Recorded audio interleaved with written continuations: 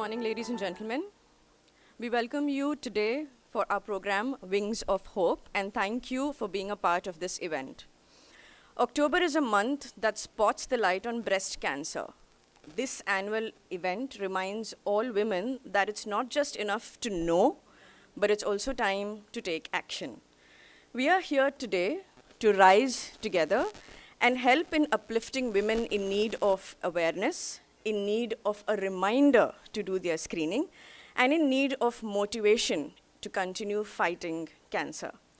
For the past 8 years, our hero doctors at Burjeel Abu Dhabi have been part of many survival stories of battling breast cancer with a multidisciplinary effort. Surviving breast cancer takes a lot of courage, a lot of strength, and a lot of resilience. Here is our survivor story for you all.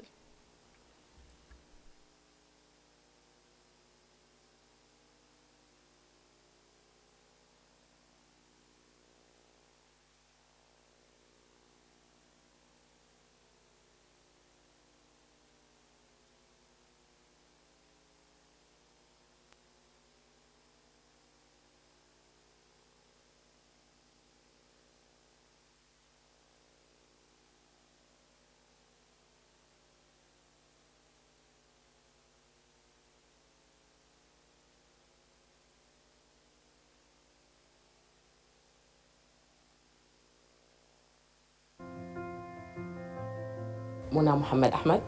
Hi, I'm Jerilyn Ventura. Hi, I'm Mirna Revilla. When I was new my situation about this, I was afraid. Why I have this one? هو كان متعب. هو الجرعة في الكيماوي دي كانت متعبة شوية. يمكن المشاعر كانت طاغية على الموضوع أكتر من الكيماوي، لكن الحمد لله. I was scared, of course. But then I thought of my families also. The hard part of that one is for me how to inform them in a lively way. يعني الواحد الحياة بتاخده وبيكون عايش يوم بيوم، وفي حياة كتيرة ربنا بيدينا ليها ما بنكون مركزين فيها. إنه الواحد يدخل تجربة زي دي بتحسي إنه أنت في لحظة ممكن تفقد الحاجات دي كلها. My difficult part is during my chemotherapy. I was scared for the treatment that one. I was thinking it's too much. بعد أول جرعة خلاص الموضوع بقى عادي جدا جدا. فول ميك اب، حلوة، لابسة جميلة، هاي السلام عليكم، كيف؟ جود مورنينج، أدخل آخذ الكيماوي بتاعي وأطلع. After that part, it's back to normal. See, all those things that I lost, I have it already. My hair, my eyebrow, it's the same. الطبيب بيلعب دور كبير جدا جدا في الموضوع. هو اللي بحببك في المرض بالمناسبة. يعني أنا بقول لهم بس أنا حبيت السرطان وحبيت تجربتي جدا مع السرطان، حبيتها جدا لأنه أنا رجعت اكتشفت نفسي من أول جديد. My greatest motivation that time is God. My families and I were more closer to each other. أول ما هقول لهم عندي كانسر حموت، لا ما حموت. حموت ليه؟ ما حموت، عادي، مرض زي أي مرض بيتعالج يعني. Fight, fight, fight. Happy and proud to declare that I'm cancer-free and a breast cancer survivor. Don't lose hope. Just consider it as just a challenge. But I think it's only God who gave me that strength because I have the faith.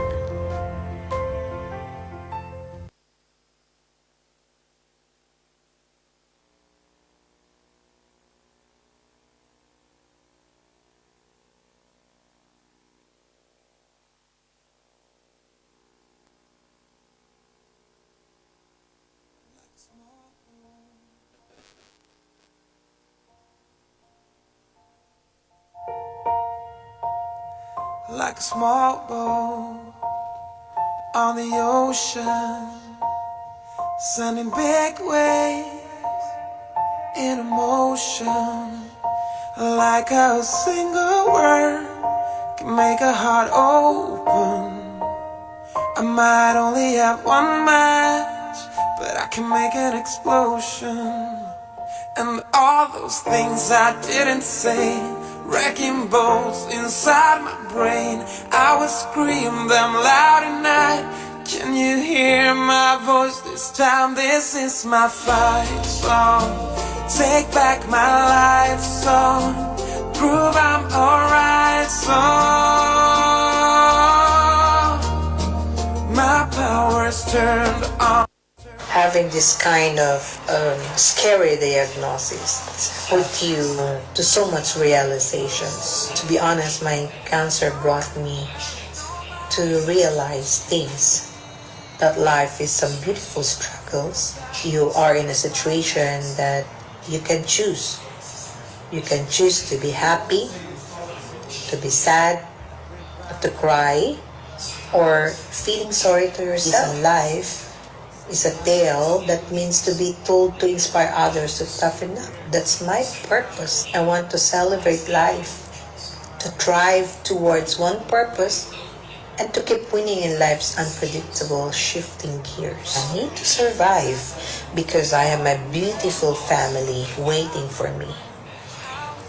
My loved ones, my beautiful daughter, my lovable son, my wonderful husband. Well, to all the same diagnosis as mine, if you're listening to this, my hope and faith reaches out to you. All you have to do is just fight. Fight and smile and say, I choose to win every single day and not to lose my zest for life just because I had a scary diagnosis. All my love to everyone. Thank you so much. If there's a will to win, there's a way to live. All you have to do is just fight in a faith in the Almighty Jah above.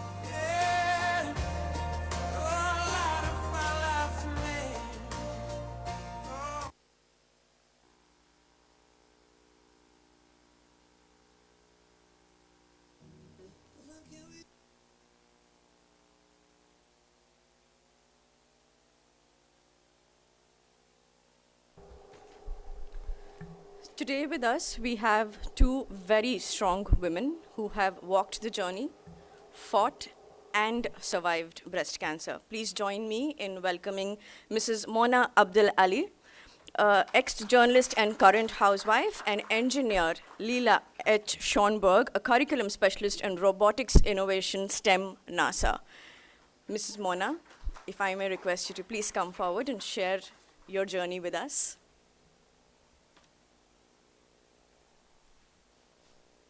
مساء الخير. طبعا في البداية أنا ما مرتب أي كلمة، حتكلم تلقائي. بداية اكتشافي للمرض ده كان صدفة بحتة جدا، ما كنت بشعر بأي حاجة، ما كان عندي أي مقدمات للمرض. زي ما إحنا بنسمع بأنه الكانسر بريست كانسر بيكون فيه خطوات في البداية لازم تكون موجودة. أنا ما كان عندي حاجة.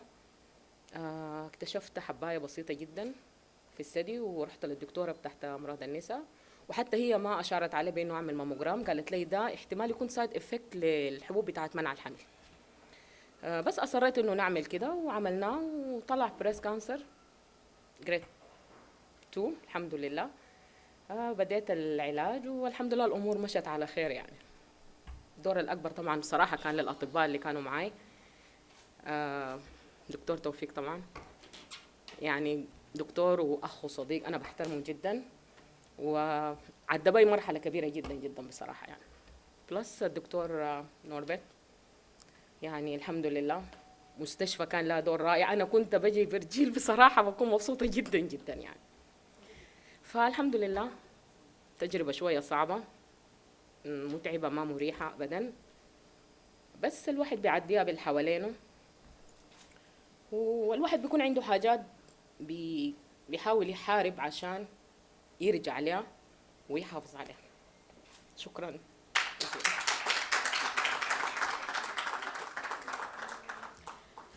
Thank you so much, ma'am.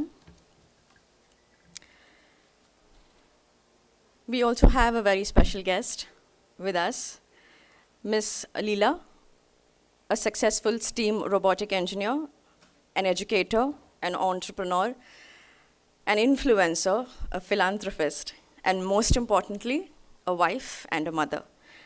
May I request you, ma'am, to please share your experience with us?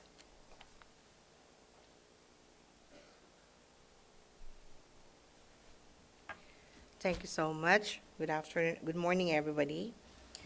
Um, August 17, 2017, this is the day that I know my life will never be the same again. I was diagnosed with breast cancer, HER2 positive, and the most difficult thing was when the, the break the news to me. I was, during that time, I am the VP for Business Affairs and Communications of one hospitals, and I was in a very important meeting. And my OB-GYN was just like calling me and asked me to meet up with her. And she told me that I need to see her with my husband. So I said, okay, I have to cancel everything. I went straight to her clinic. When she saw me, she said, uh, "Come, we need to meet up with another doctor." And I said, "Okay." So I went there. I went to another doctor. It's so strange that I need to see a surgeon. And I said, I saw my husband there in front of the doctor, and then he told me, um, I asked her, I said, "Doctora, what is my result?" And she said, "Oh, Habibti, inshallah, you will be okay." And I said, "No, I need you to tell me what is the result. Habibti, let's go, let's speak to another doctor." And I said, I stopped because I saw my husband talking to four more doctors.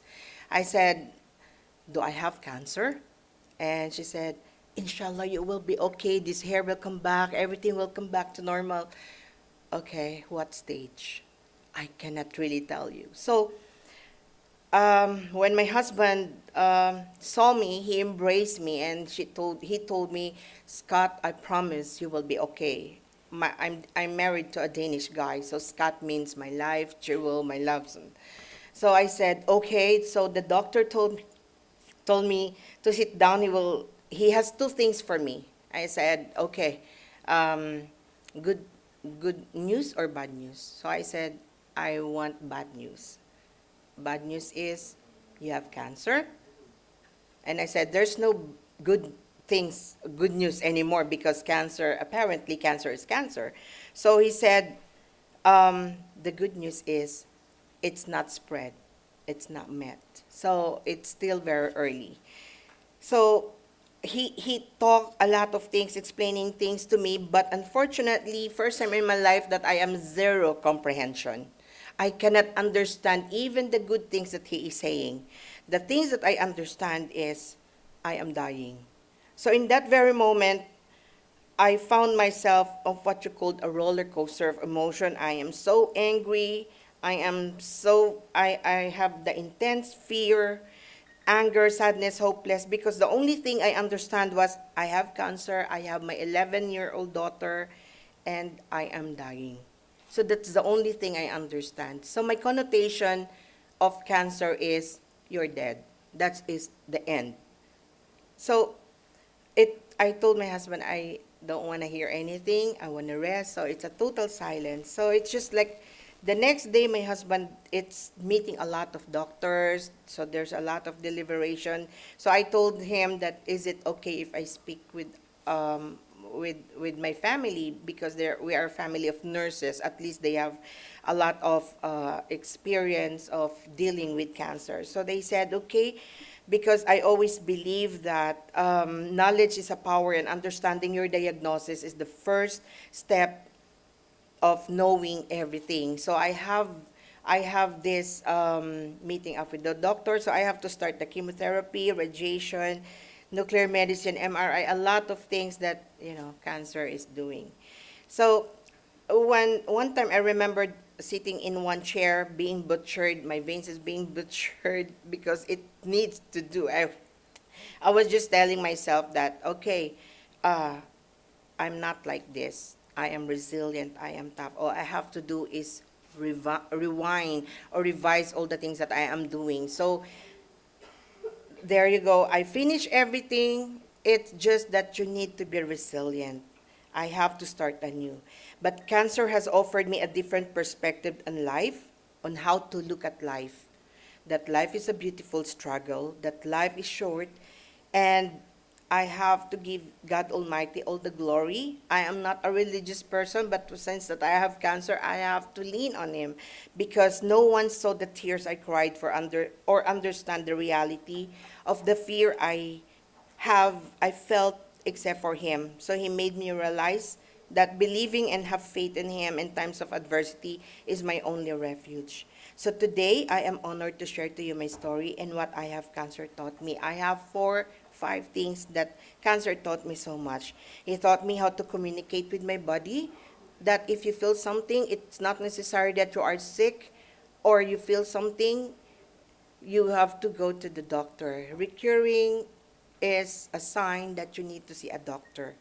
It taught me also how to exercise the 2 factors of diet, the food that we take, and the environment that you are into. Cancer made me love my family more, understand more, and give empathy, exercise empathy to people who needs it. That cancer taught me also how to take care of myself and how to say no if necessary. Remember, cancer is the best friend of stress. So the victory is sweet. Right now, I am breathing in front of you. I am breathing in front of everybody, saying that let's fight the breast cancer before it starts. Thank you so much.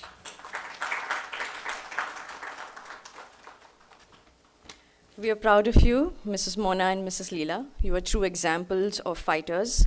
We consider it an honor to have you with us today. We shall now move towards the panel discussion. Please join me in welcoming our expert doctors for the panel discussion on breast cancer from various medical perspectives. Dr. Abdul Rahman Ahmad Omar, CEO and consultant colorectal surgeon. Dr. Sauzan Abdul Rahman, consultant obstetrics and gynecology.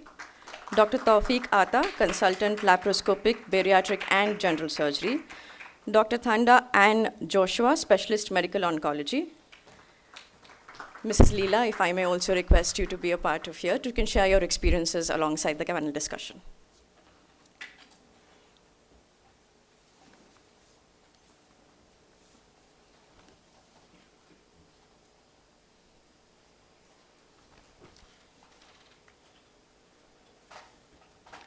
To begin our discussion, if I may ask Dr. Sauzan, what are the risk factors of women having breast cancer?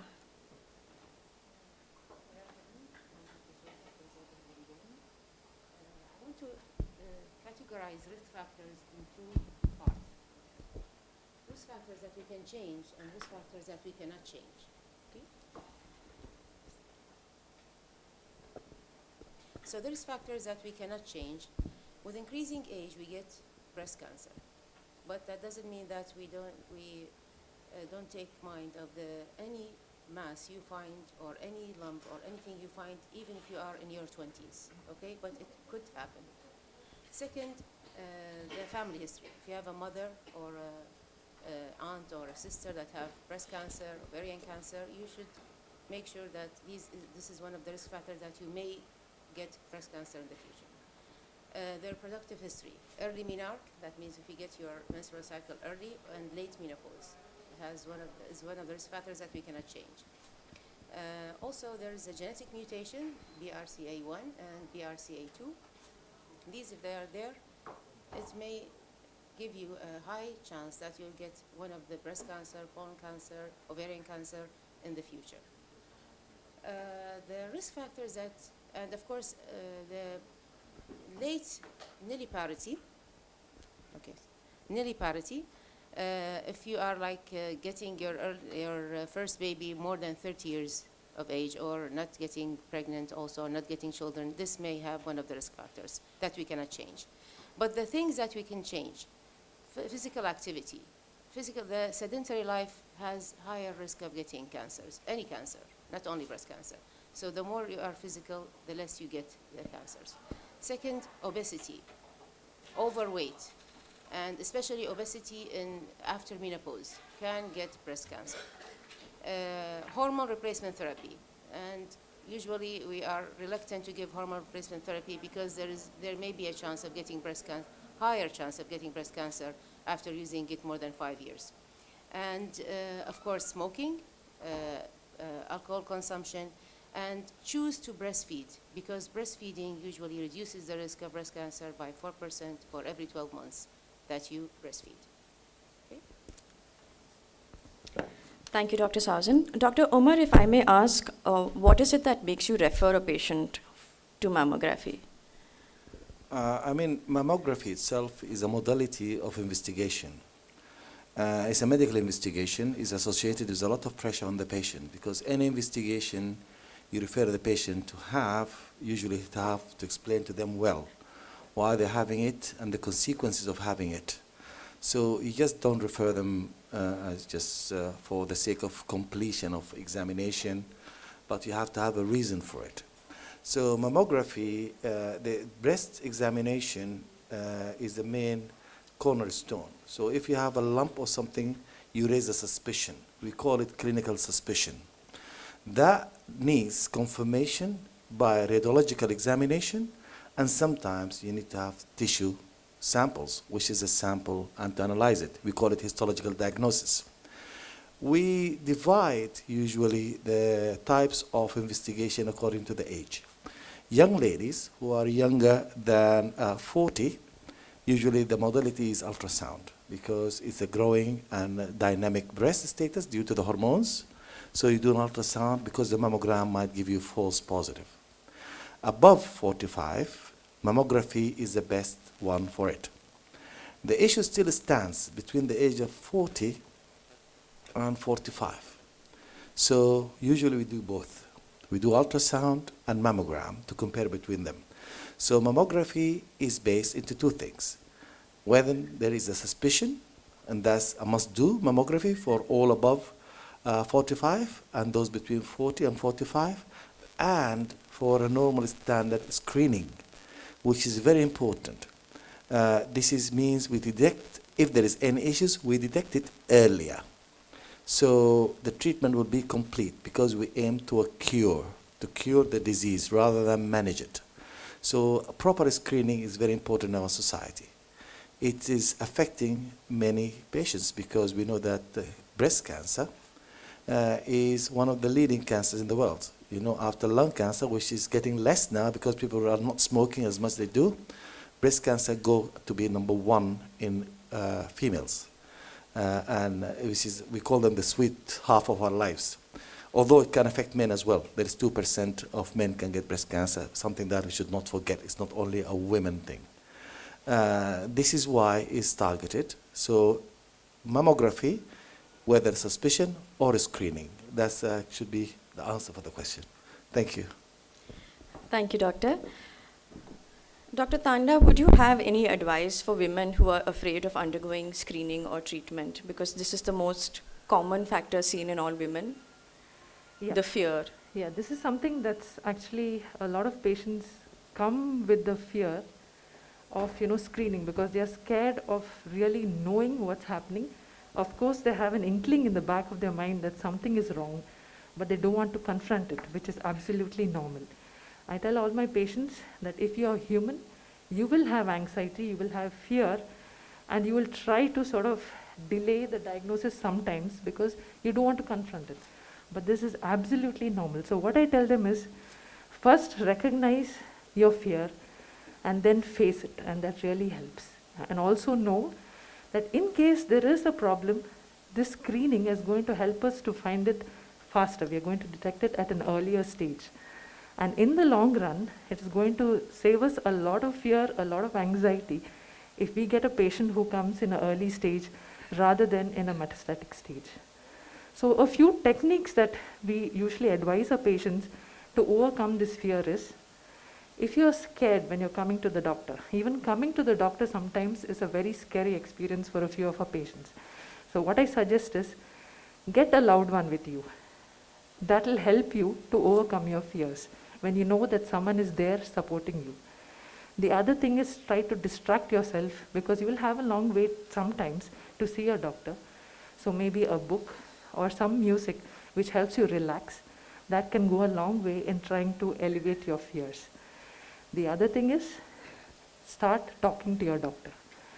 Find a doctor whom you feel comfortable with, because this screening, if initially nothing is found, you probably have, the, indication to be screened for a long time. So when you find a doctor whom you're comfortable with, whom you can talk to, who can alleviate your fears, this makes it all the more easier for you to keep coming back as you're advised and to keep continuing the screening process. Lastly, always remember, with this screening, if we do catch a cancer in its early stage, it's going to make a lot of difference in your treatment, a lot of difference in your outcome.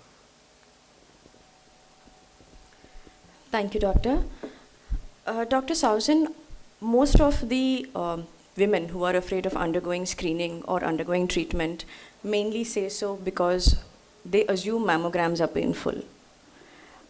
So my question would be, are mammograms actually painful, and how often do you advise getting a mammogram? Mammograms are not painful. Yes, mammograms are not painful. There is some discomfort, but they are not painful. And usually the advice is to do mammography every year, okay? Every year until the age of 55, then every 2 years from 55 to 70. This is the new approach of screening for mammogram. Ms. Leela, would you like to add on how you overcame your fears and how you were able to manage with the treatment and the screening? Okay. Just like what I said in my talks a while ago, that it's very important that your family is with you. You can overcome everything. Their big support and understanding is really, really needed. But of course, you need also to help yourself, because whatever we feel that we are weak or something that we cannot fight anymore, it's more affected by them. They will get affected more. So the strength should be coming from you, so that they can see you, that you are fighting, you are not surrendering. And their understanding to your situation will help them also to believe that you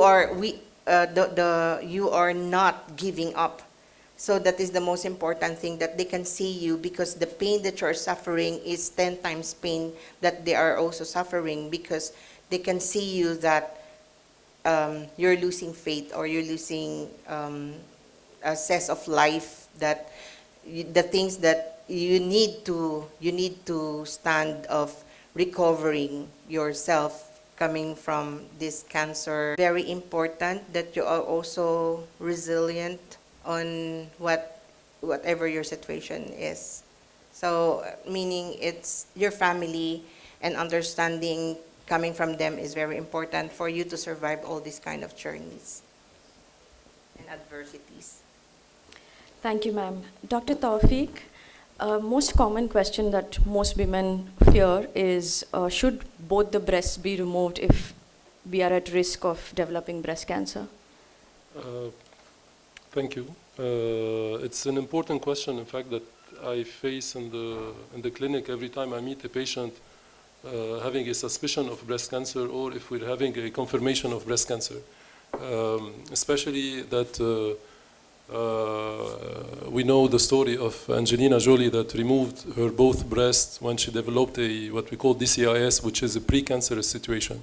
And then she removed her uterus and tubes and ovaries. So it is a debatable question. What we know is the fact that when we have BRCA genes, the genes that Dr. Sausan talked about, which predispose patients to cancer, and having at the same time the cancer, having the BRCA does not justify removing the breast or both breasts.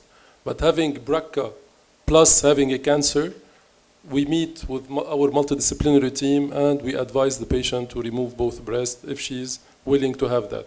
Now, having the gene doesn't mean that we'll develop 100% the cancer. It means that during our lifespan, we might develop in 50 to 70% the cancer.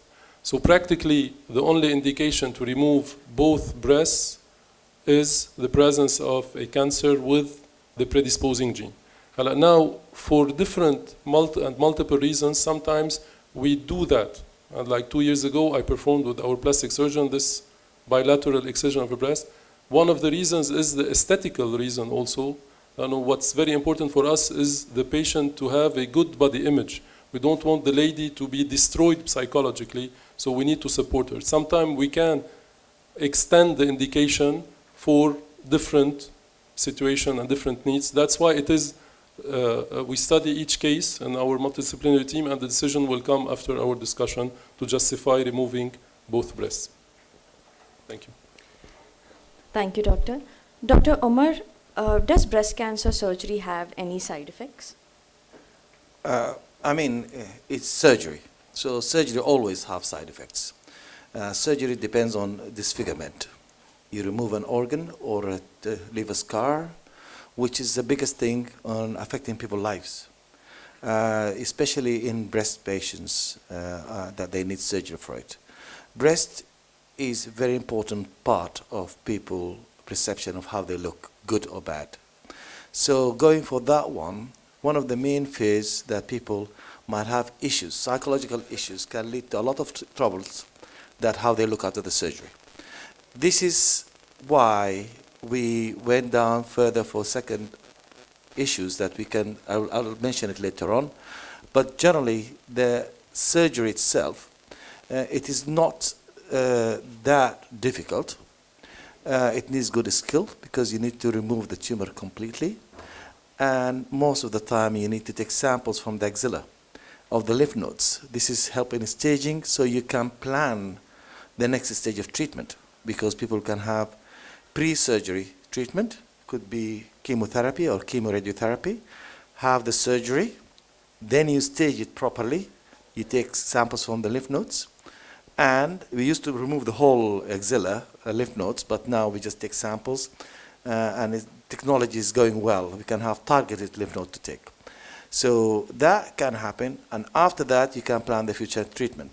One of the big issues after this surgery, which is other than like lack of healing, maybe wound breakdown, infection, the major two things earlier, the collection of fluid underneath the skin, and that's not dangerous but very uncomfortable and worrying, but we always assure patients and we get on with it, and it ends up being okay.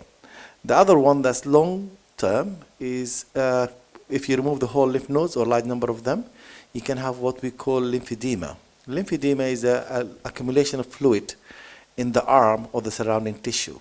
So the arm itself and the upper limb gets a little bit disfigured because it gets swollen compared to the other one.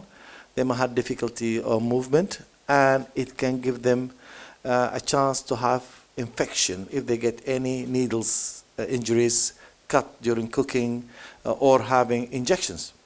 So this is the major ones. But regarding I think the one that have big psychological effect, now we offer patients like one stage removal of the tumor and reconstruction surgery that can go from what we call latissimus dorsi, which is a muscle replacement, or doing an implant for them. So it's easier on the ladies we treated in the past to tell them, yes, we need to remove the breast, but you're going to walk in with the breast and come out with the breast. And that helps them to accept the whole thing and take the treatment in a better way. And this is a very important thing, because we are not treating just a disease, we are treating a human being with thinking, emotions, social life, aspiration, and hope. And we should always be supporting of that. Thank you. Thank you, Doctor. Dr. Tawfiq, could you tell us a little bit about genetic cancer testing? Who is it advised for? Yes. And those lines? Genetic testing is very important.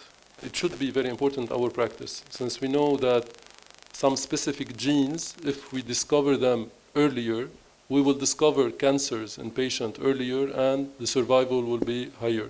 So it's very important to be aware of that. So we know that there is something called genetic counseling. There is specific studies to be done, and these studies are done when we have a very young patient developing cancer, less than 45 years.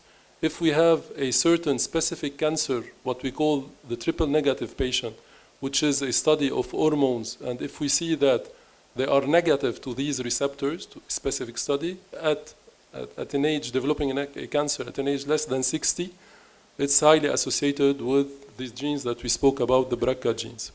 If we have a male malignancy, if we have a family history, male malignancy, male breast cancer, if we have a family history of ovarian, prostate, pancreas cancer, all these should push us to do more investigation, and especially what we call the cascade testing. So when we have someone in the family having, like first degree or second degree relative, having a cancer, and it has been studied, he has been studied, and we have the BRCA gene, we need to perform the testing prophylactically to our patient, and if they have the cancer also.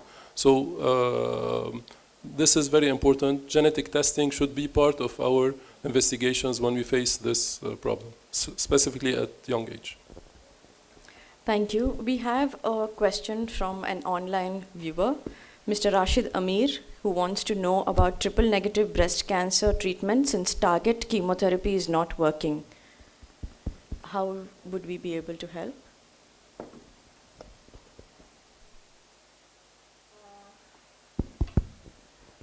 Yeah, historically we started treating triple-negative breast cancers with chemotherapy, though there were a little difference between hormone-positive and hormone-negative cancers.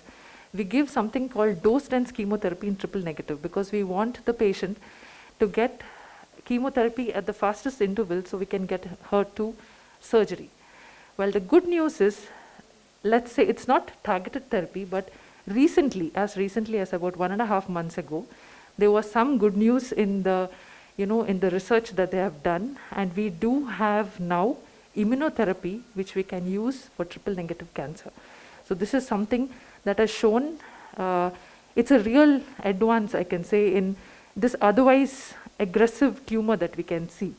Now, what immunotherapy has done in conjunction with chemotherapy is that it has increased something what we call PCR rates. PCR rates, also known as pathological complete response. That is when this immunotherapy is used in addition to a backbone of chemotherapy. Of course, there's a protocol for this.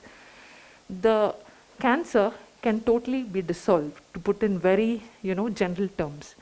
So when the patient goes in for the surgery, we remove the breast, or we have a excision of the tumor, a wide excision, we find that there are no more cancer cells left. And this is called pathological complete response. Even the axillary nodes, if they were there before, there's a high chance that they totally disappear. And this translates into better outcomes. So basically what I'm trying to tell is, even though a patient has triple-negative cancer, which was a little bit a tougher situation in the past, luckily we have now better chemotherapy and immunotherapy regimens which will improve the outcomes. Thank you, Doctor. We have another question on Facebook from Ms. Sanisha Vinod. She says her mother is 70 years old. She doesn't have any signs of lumps on her self-examination of breasts. She had no family history of breast cancer. Does she still need to do regular mammograms on a yearly basis?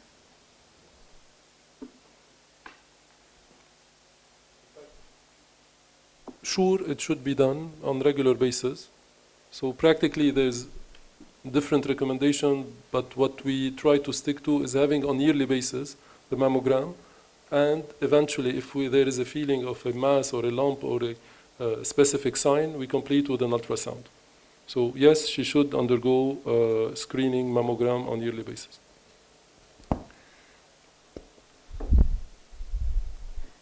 We have one question from the audience. السلام عليكم. أنا اسمي مصطفى خليفة من جريدة البيان. أنا يعني أهني مستشفى برجيل يعني بهذه الإنجازات، وبهني برضو الناجيات وأتمنى يعني لهن الصحة والعافية إن شاء الله. سؤالي يتعلق، يعني هو سؤال متداخل ومتشعب. في إحصائية أو دراسة عملتها دائرة الصحة في أبو ظبي أكدت فيها أن 80% من حالات الأورام اللي اكتشفها الماموجرام كانت حميدة. السؤال: هل الكشف المبكر، أو بمعنى آخر يعني هل الأورام الحميدة تظل حميدة ولا ممكن تتحول بعد ذلك إلى سرطان يعني؟ السؤال الثاني: إني نفس الإحصائية في دائرة الصحة إن 98% من الحالات المكتشفة بيتم شفائها، فهل هذه الحالة ثابتة ولا بتختلف باختلاف الحالة نفسها؟ آخر حاجة فيما يتعلق بالجراحات، أنا أحب أن الأطباء الأجلاء يعني يشرحوا لنا كيف تتم عملية استئصال الأورام، وهل الطب الحديث يعني استطاع أنه خلال العملية الجراحية أنه يتم عملية التجميل وعملية الترميم في نفس الوقت يعني. وشكرا. ممكن أجاب أنا. مرحبا بك. والحقيقة أخونا السيد مصطفى، جريدة البيان واحدة من الجرائد اليومية اللي احنا متابعينها من سنين، يعني أظن من بداية طلوعها بلونها الجميل اللي بيشابه التايمز. عندك 3 أسئلة مهمات جدا جدا. السؤال الأول كان بيتكلم عن الإحصائية التي نشرت من قبل دائرة الصحة اللي بتقول 80% من الفحوصات كانت حميدة. طبعا لأنه هذه المنشورات بطبيعتها لازم تكون من موقف محايد، لأنه تطلع للعامة، فإحنا ما في داعي لسبب إنه إحنا ما بنغير الإحصائية، بس ما في داعي لخلق نوع من الذعر عند الناس. نسبة سرطان الثدي في أي مجتمع عامة عالميا بيتراوح ما بين 9 و 11%. يعني إحنا مفروض يكون عندنا 89% منهم ما فيهم حاجة، بس إحنا الإحصائية بتقول 80%، هو الجزء الوردي يعني. فمعناته إحنا لسه مفروض نوسع البرنامج بتاع السكرينينج أو الفحص الدوري عشان نوصل لهذه النسبة. معناته في نسبة مفقودة عندنا ما مسكناها. الفكرة إنه لما الواحد يعمل الفحص الدوري، أول شيء فيها تطمين للشخص، وعادة عندها وضع نفسي كبير جدا. يعني السيدة لما تعمل فحص اليوم ويطلع سلبي بتعيش باقي السنة مرتاحة، حد قبلها بأسبوعين من السنة اللي بعدها تبتدي تقلق. كويس. فده عامل مهم جدا جدا. يعني في أسئلة تقول لك طب دكتور ممكن يطلع عندي بعد 6 شهور؟ يعني احتمال. طب ما أعمل كل 2 شهرين؟ لا، في أضرار تانية. بس فإحنا كمان من ناحية بننظر الإحصائيات، وفي حاجة اسمها statistics و epidemiology، الإحصائية وفي نوع انتشار المرض، فبنوزن بيناتهم بنطلع شيء عام على الناس. فأنا بفتكر إنه 80% سلبي شيء ممتاز جدا، ونتمنى يوصل إلى 89% عشان نكون غطينا الناس بصورة جيدة. السؤال الثاني كان عن ممكن أيوة الأورام الحميدة وتحورها. تقريبا أكثر من 98-99% من الأورام الحميدة ما بتتحور، لذلك أدى إلى تغيير في معالجة هذه الأورام. إحنا كنا زمان بناتنا الصغار في السن بيطلع عندهم بعض الأورام الحميدة، لأنه طبعا من الهرمونات والنمو عندهم، فعلى طول بيجي عند الدكتور يقول لك لا لا لا أحسن أشيلها. فكلهم طلعوا 100% ما فيهم حميدين. وبعدين إذا تركناهم البنوتة بتكبر وبتتزوج والهرمونات تتغير وكل شيء بيختفي، فما عندها معنى إنه تعمل لها عملية في سن مبكر. ممكن تعملها علامة في ثديها أو شيء، حتى إذا ما حد بيشوفها بس نفسيا بتكون متعبة. فإحنا بنتجنب دائما بنحاول نشعر الناس أو نكلمهم إنه ما في خطورة لتحول هذا الورم الحميد إلى ورم خبيث، ما عدا في حالات نادرة جدا جدا، وعادة بيكون السيدة أكثر من 55 سنة، فممكن نقولها عيد التصوير بعد 3 شهور أو 6 شهور عشان نتأكد. يكون عندنا جزئين نقارنهم، وهذه الفترة ما بتؤدي لانتشار، حتى لو طلعت ورم سرطاني لا قدر الله ما بكون فيها انتشار. بالنسبة للعلاجات الموجودة احنا بحمد الله طبعا دلوقتي أصبح موجود عندنا بالذات في المستشفى عندنا هنا اللي هو بسموه مرحلة واحدة. يعني الواحدة مثل ما تكلمت ذكرت سابقا إنه المريضة إذا كانت محتاجة، طبعا بنحاول في نوعين من العمليات الجراحية للثدي، في العملية المحافظة على الثدي وفي العملية المزيلة للثدي. المحافظة للثدي إذا كان الورم صغير بنشيل جزء من الثدي، يوجولي عادة بيكون أكثر شيء الربع، وبنحاول بصورة تجميلية إن نغطيه، بس المريض في هذه الحالة بيحتاج علاج بالأشعة بعد العملية، فدي ممكن نتعامل معها. أما إذا كان المرض شوية حجمه كبير أو ملابس للحلمة أو في مناطق مختلفة لازم يتشال الثدي كله، نعم إحنا بنشيل كل الثدي وبنعيد يعني عملية تجميلية في نفس الوقت. زي أنا ما قلت قبل شوية، يعني بنطمن السيدات إن الوحدة إذا احتاجت عملية لا قدر الله لإزالة الثدي تدخل بثدي وتطلع بثدي، فبكون عندهم نفسياتهم كويسة جدا جدا، ولأنه في عامل مهم جدا لهذا الشيء. وشكرا على الأسئلة الجميلة، يعني شكرا. Thank you, Doctor. Are there any questions from the audience, please? Miss Leela, do you mind? Miss Leela, I would like to ask you, and you spoke about many parts, steps in your fight, but you didn't speak about the fight to have a normal life, to taking chemo, having your hair falling, the stress around you, how you were coping with work, with having social activities. This part of fight you didn't emphasize. Do you mind just telling us, sharing your experience? Okay, during the time, after my chemo, we have 10 days that you are not, you are really dead. You cannot move, you cannot touch anything. You are really, literally in pain.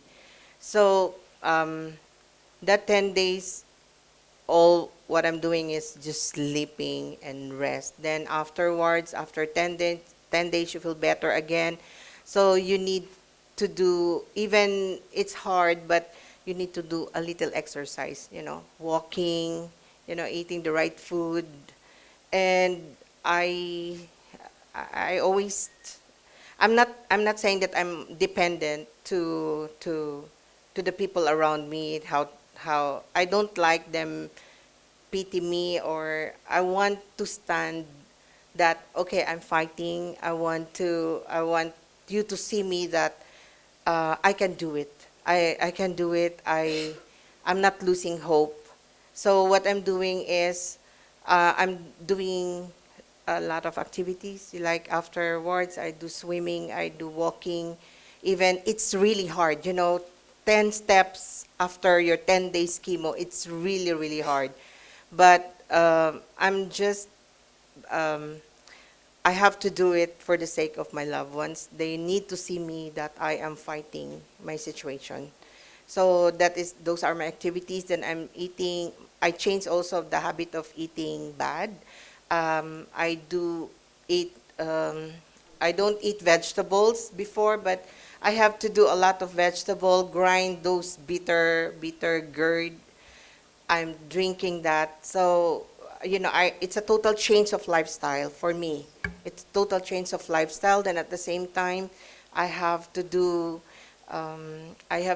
If you're doing chemo, your chemo brain is really attacking you. You forget a lot of things. So I have this kind of activities that I do read. Then I close the book, and then I have to remember all the things that I'm reading.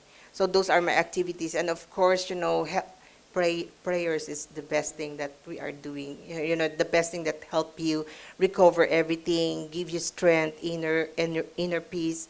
Stay away to people that stress. Just like what I said, stressful environment is really bad for you. So I have to stay away from that. You should know how to say no to the things that you cannot do. Do not please everybody. You have to stand up and you have to stay your ground that this is me. I have to do to myself to recover everything. And then, of course, you have to look at your loved ones that these are your inspiration. Those people around you, your inspiration. Yeah, that's it. That's how I work with my journey. Thank you, ma'am. We are truly very proud of you. Mrs. Mona, you have a question? اوكي يس. دايما يعني قبل ما انا اصيب بالسرطان كنت دايما بسمع بانه سرطان الثدي بالتحديد فيه جانب وراثي. يعني بسمع بانه بيقولوا الخالة او الاخت او الوالدة او كده. فانا بالنسبة لي ما كان في تاريخ اسري خالص، ولا من صيد الوالدة ولا من صيد الوالد. فكنت عايزة اعرف ده بيجي كده، يعني انا ممكن اكون بداية جيل جديد في الموضوع ده بالنسبة لأسرتي. ده نمرة واحد. نمرة اتنين، أنا عندي بنتين في المرحلة بتاعت 12-13 سنة. فبالنسبة لهم هم أنا كيف أقدر يعني أحافظ على صحتهم في الموضوع بتاع السرطان الثدي؟ يعني المرحلة اللي أنا أبتدي أفحص وأكشف عليهم وأطمئن من غير ما أوترهم. هم طبعا عاشوا معايا التجربة دي وعارفين إنه مفترض انه يكون في حرص منك انك تحافظي على نفسك والحاجات دي كلها. بس عايزه اعرف العمر المناسب لانه يدخلوا المرحله بتاعت انه يكشفوا على نفسهم ويطمنوا يعني. طبعا. اوكي. ست منى، سؤال مهم بس معقد شويه. كويس. اول حاجه بالنسبه في السرطان الثدي بيقسم لنوعين. في النوع الموروث اللي هو أساساً بيكون الإنسان حامل للجين اللي هو براكة زي ما تكلم عنه زميلي وصديقي دكتور توفيق. ده معروف ومحلل، لكن عادة بيكتشف في فترة مبكرة. إذا كان واحد مريض في العائلة صار عنده يعني بياخدوا العينة بيعرفوها، بعدين بيطلبوا إنه يفحصوا باقي أفراد العائلة اللي هم عمرهم أكثر من 25 سنة، لأنه أقل من 25 سنة من النادر أن يحصل ما لم يكن عندهم أعراض.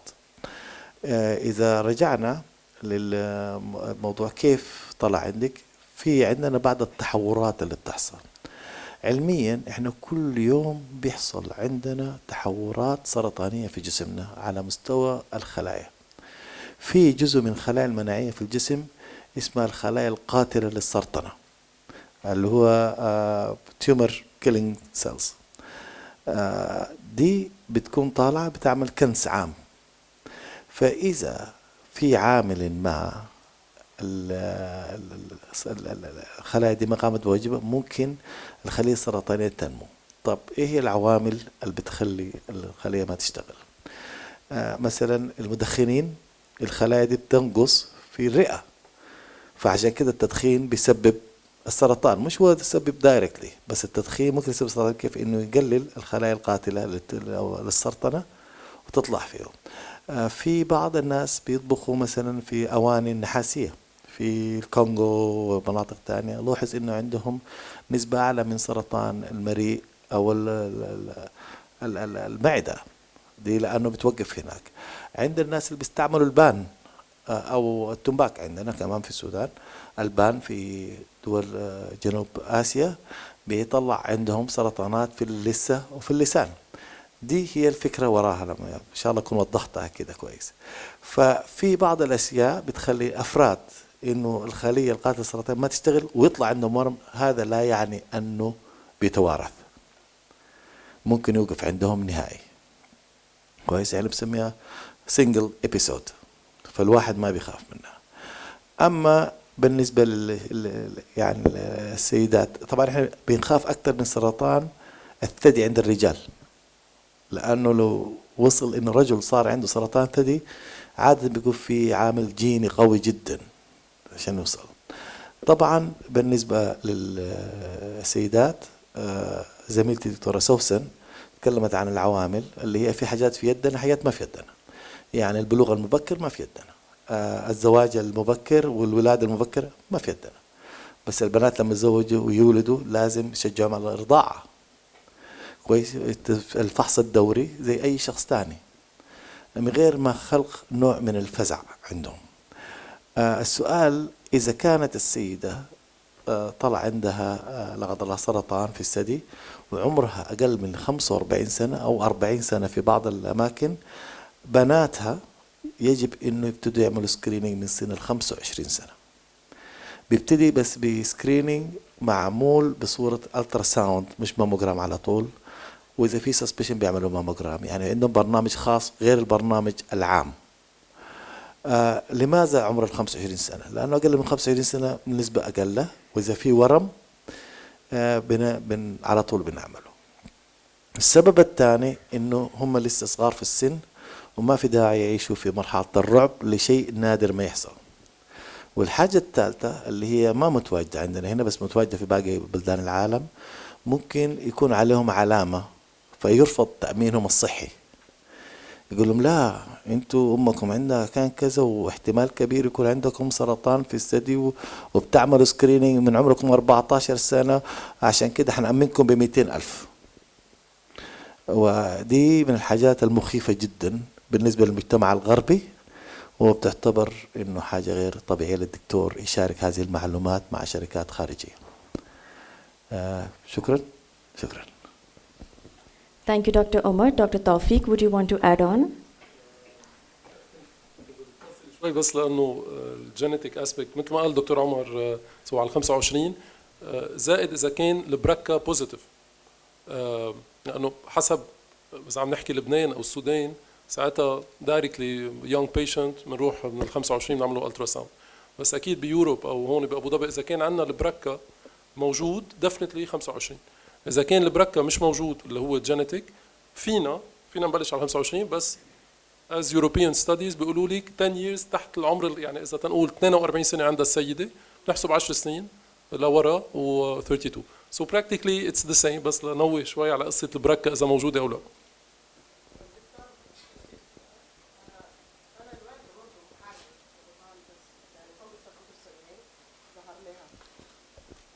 السلام عليكم ورحمة الله.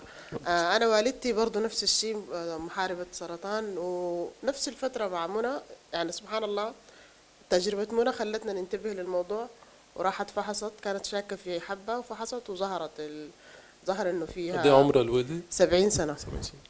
فعملت العملية، كان حجم الورم محصور تقريبا ما واصل الجلد وكده، أزالت الورم والغدد، طلع ما فيها، ما احتاجت لكيماوي على حسب كلام الدكاترة في مصر، ما عملت أي جلسات كيماوي، شالوا الورم كامل الثدي مع الغدد في الإيد. الحين برضو نفس الكلام، أنا عايزة أعرف إحنا المفروض إحنا يعني ما في حد كلمنا على موضوع الجين المعين هذا إنه المفروض نفحصه. لأنه عمرها 70 سنة ما في مشكل. ما يعتبر جيني؟ نعمل دراسات جينية إذا كان عندنا تكون التريبل نيجاتيف، هيدا نوع معين تحت ال60 تحت ال45، وإذا عندنا فاميلي هيستوري يعني، أو إذا في فاميلي هيستوري أوف كانسرز. هي عندها أختها كانت، بس برضه بعد ال70 أختها ظهر لها برضه نفس الشيء، ما يعتبر لا. أيوة ما يعتبر وراثي أو جيني يعني. أيوة، فما أنا بالنسبة لي المفروض بعد عمر كم أعمل الماموجرام؟ مثل كل الصبايا عادي. شكرا. حلوة الصبايا السيدات.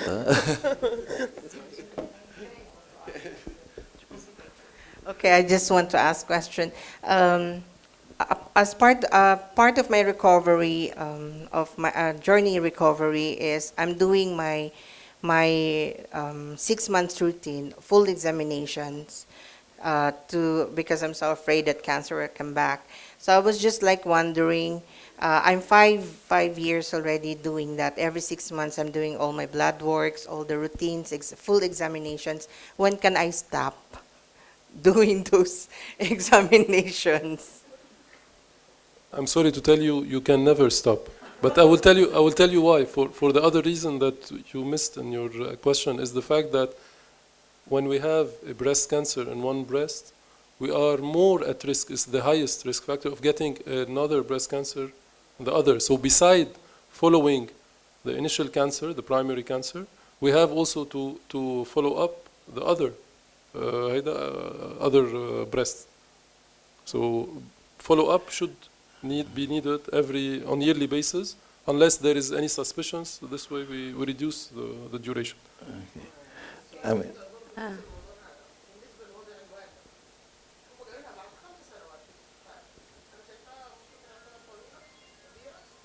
بعد 5 سنوات سوري؟ لا ديفنتلي نو لا. هي شيز ستيج 1 اصلا دكتور عمر، لانه بس صار في اكسجن وليمف نود دايسكشن وكلها كانت نيجاتيف. سو شيز ستيج 1. لا بالعكس بتتابع اول سنه كل 6 اشهر، اول سنتين كل 6 اشهر، بعدين بتصير كل سنه. لا في عندك لانه السي اي 153 بده ينعمل في الالترا ساوند وفي الماموجرام. الالترا ساوند افري 6 مانث ليفر انزيمز. لا بالعكس لازم ينعمل فولو اب اول سنتين كل 6 اشهر، بعدين مره بالسنه لبقيه ال5 سنين. بعدين البرنامج بتاع المتابعة ممكن تتصل بالعيادة بتاع الدكتور توفيق. ممكن لا ما بدوك البرنامج، احنا ما بهمنا الانسان وين، احنا الانسان انسان كويس. وممكن يعني بكل صراحة احنا عندنا برجيل هنا ممكن تعمل كل صبية تعمل الفحوصات وتجيبها على دكتور توفيق او دكتور فؤاد او دكتورة زوي او احمد او حتى عندي. فما في مشكلة، بنشوفها اليوم وبنرد عليهم. يعني القصة مش انه لازم تكون هنا، احنا بنشوف اي حاجة. خلاص خليها تتابع كل حاجة، بتبعت وحتى في الزيارة لما تجي مرحبا، يعني ما بكون في مشكلة على الإطلاق. دكتور عفوا بس يمكن تكون جاوبت على هذا السؤال قبل ما أنا أوصل بدي أسأله. في حال ما في أي تاريخ بالأسرة أو عامل وراثي بعد 40 أو قبل يعني من 35، المامو سنويا ولا كل سنتين؟ لأنه أحيانا بتروح الست لتطلب ينعمل بيقولوا لها لا بعد سنة، إنه السنة الماضية ينعمل بعد سنة، يعني كل سنتين. فهيدي الطريقة كيف بتكون، كيف تنصح فيها؟ وسؤال تاني للدكتور، في ببرجيل كتير ناس سألوني اسأل فحوصات مجانية عاملين حملة أو مكملين فيها، أو في أو ضمان أو ثقة بتشمل هذا الموضوع؟ شكرا. بس بالنسبة لسؤالك definitely في ديبيت على الموضوع. وهلا قبل ما نبلش الحصة كنا عم نحكي مع الأطباء إنه what's the best. هي الفكرة إنه بالماموجرام القديمة كان في much radiation. هلا صار في عنا الادفانسد ماشينز لأن ديجيتال ماموجرام هن less irradiation فلس effect، لأنه نحن بنخاف من كثرة الirradiation. So practically في scientific committees بيقولوا سنتين، في others بيقولوا سنة. On personal basis أنا what I advise on yearly basis ينعمل مش بس ماموجرام. أنا I always the patient وقت تجي لعندي كرمال سكرينينج بعمل الترا ساوند والماموجرام. الالترا ساوند بده يفرجينا الأحجام والماموجرام رح يفرجينا التكلسات كل سنة سنويا on yearly basis. طيب هون السؤال، هيدي فوق ال40 لأنه قلت بين ال 35 وال 40 لازم نتعمل once يعني الماموجرام بالخمس سنوات، بعدين فوق ال 40. اوكي هون بس في استطراد للسؤال. الاشعاعات بسبب المامو هي ممكن تكون لاي درجه فيها خطوره اخطر من انه لو انه عملناه وكان في ريسك كانسر؟ عم بقول لك the risk of irradiation كان موجود بالماشينز القديمه، بس هلا there is no risk anymore لانه الراديشن كثير مينيمال والاكسبوجر للراديشن اقل. I don't know Dr. Tanda if you'd like to add. She's asking about how much the irradiation during mammogram is bad or having bad effect. يعني منظمة الصحة العالمية أوصت بهذا الشيء ولا نحن بس هذا الشيء اجتهاد طبي كل حدا بيفسره مثل ما بده إنه كل سنة أو كل سنتين؟ لأن في أطباء فعلا بيرفضوا رفض قاطع إنه ينعمل كل سنة بعد 40 حتى. You will see there is international recommendation. It's not. Yeah, and we can, after a lot of studies, we can confidently say if you were to weigh the risks versus benefits of doing a regular mammogram, the risk of developing some sort of other cancer with this mammogram done yearly is not justify someone not to undergo the screening mammograms. So the benefits far outweigh the risks, and this is something that has been proven internationally. So we wouldn't at this point recommend someone not to undergo the screening mammogram, just thinking of something that may possibly develop in the future. طبعا كمان أنا بعيد عليهم في طبعا في عدة جايد لاينز أو أشياء بتحدد كيفية الفترات الزمنية بينهم. قديما كان بيقول كل سنتين، فمعظم الأطباء المعتمدين على الجايد لاينز أو الإرشادات القديمة بيقولوا كل سنتين. ليه؟ لأنه كل سنتين كان لسه في بعض الدراسات بالذات في الدول الاسكندنافية ما طلعت، والماموجرام كان مؤذي شوية وفي إشعاع كتير. الحين صار الماموجرام سهل وما في كمية الإشعاع المطلوبة لأنه أصبح معدل بالذكاء الاصطناعي والخاصية الرقمية، فممكن تعمل كل 6 شهور. ممكن يعني. هذا من امتى نبلش؟ لا هذا بيقولوا كل سنة. الحين سنة؟ صار له حوالي 3 سنوات أو 4 سنوات صارت كل سنة موجودة. بس في نقطة تانية، في نقطة مهمة جدا جدا اللي هي على الأعمار. يعني واحدة عمرها 45 سنة بتصير عليها أنها تعمله كل سنة. لما توصل على 74 سنة ممكن تخفف الانتنسيتي حسب الجايد لاينز، لأنه وصلت 75 سنة ما صار عندها شيء، صح؟ فيبقى المشكلة وين؟ حط بالك من أكلها والكوليسترول ومشكلة القلب والضغط والسكر، حط بالك في هذاك أكتر من إنه راح يصيب شيء تاني، لأنه هذه الأشياء كلها عبارة عن حماية أكتر من علاجات. فبنشوف بعض الأشياء. ففي اختصاصات في كل عمر فيها فريكونسي بتاعت الاهتمام موجودة. الإجماع على إنه كل سنة، ليش؟ لأنه رقم واحد الناس ممكن تجمع عليه، والتكنولوجيا اللي موجودة صارت تجعل هذا الشيء مسموح. سؤالك الثاني مهم جدا جدا. نعم، احنا في دولة الإمارات الحمد لله نحمد الله عليها، في نعمة، لأنه عندنا كل الإرشادات الموجودة لزوار الصحة، وزارة الصحة وغيره، إنه كل المتوجهين وكل المواطنين يجب عليهم إنه يعني من واجبنا إن نعرض عليهم إنه يعملوا التصوير في أي لحظة بدون الرجوع إلى نوعية التأمين الصحي. كويس؟ لأنه هذا شيء أساسي لصحة المجتمع عموما، فهذا الشيء هو توصية من الدولة. بالنسبة للمجانية الماموجرام، إحنا عادة إنه بكون عندنا كل فترة وفترة بنعلن مجموعة، لأنه ما بنقدر نفتحها طول السنة عشان في ديماند، لأنه إحنا لازم نصور ولازم نطلع النتيجة، ومش عاوزين واحد يقول له أخذنا التصوير اليوم بعد 3 أيام تعال أخذ النتيجة، ما بتنفع. إحنا هون في برجيل لما يكون عندنا الحملة بنوضع كل الاحتياجات بإنه تصوير، تحليل، اختار بالنتيجة، معالجة أو تمني بالشفاء على طول. بسموها وان ستوب شوب، يعني تسوق في محل واحد. السيدة أو الآنسة بتدخل، الصبية زي ما بقول تدخل تاخذ الدورة بتاعتها تطلع كل شيء جاهز. أما إذا كان في شيء تاني بتحول للإنسان المختص. يعني سنة خلصتوا الحملة ولا لسه ما ابتدأت؟ لا لسه وممكن نعطيك حتخلص السنة. قبل السنة، قبل خلاص السنة. بس إحنا دائما بيكون عندنا كل فترة في حملة موجودة، لأنه عندنا بعض الأمراض اللي هي مغطى، اللي هي الثدي والقولون والبروستاتا وكمان الدنس بتاعت العظام، وفي أشياء يعني دورية بتتعمل. الناس لو تابعت الإعلانات عندنا بتكون موجودة، وفيها أعداد كبيرة جدا من الناس. بعدين حتى عندنا مرات سيارات متحركة بنروح على منطقة واحدة بنخلص المنطقة كلها، بنرجع كلها بتكون من عندنا هنا. فهذا بنعتبر احنا جزء من المسؤولية الاجتماعية لمنظمتنا كمستشفى إماراتية موجودة في الدولة بتخدم الإنسان أيا كان، فمش مشكلة التأمين يعني. شكرا، يعطيك العافية إن شاء الله. Thank you. Thank you, doctors and Ms. Leela, for being a part of this panel discussion. We hope that your messages will reach out to as many women and motivate them in doing their breast cancer screening as well as battling breast cancer. May I request Mr. Manish Jain, COO Burjeel Hospital, to please come forward. As a token of our appreciation, I request you, sir, along with Dr. Omar, to please present mementos to the doctors as well as our survivors.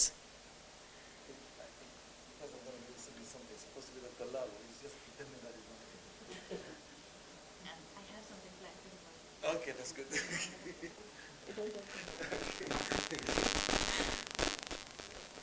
Mr. Manish and Dr. Omar.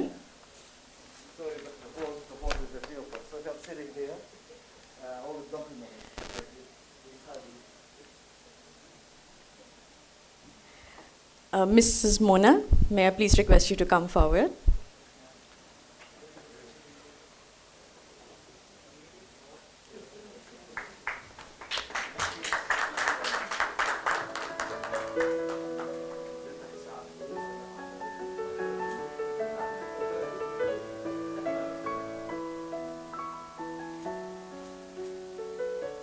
Thank you, ma'am, for sharing your story with us. Miss Leela.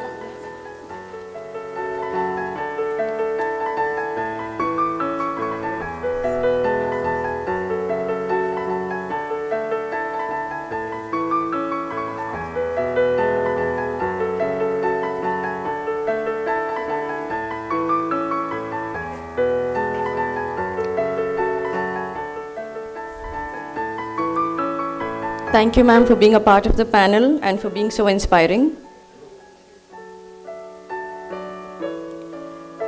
Dr. Tanda, Specialist Medical Oncology.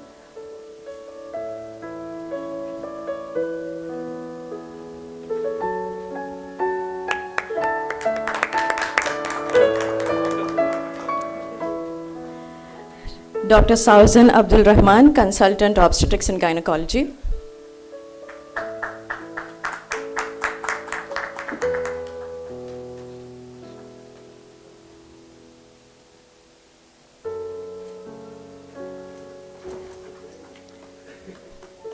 Dr. Tawfiq Atta, Consultant Laparoscopic, Bariatric and General Surgery.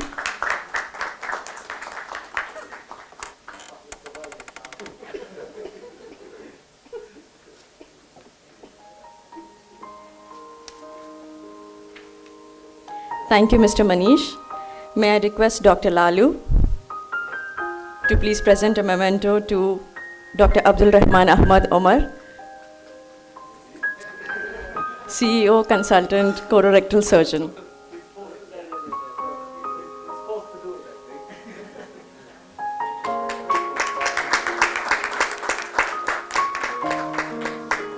Thank you to all our panelists.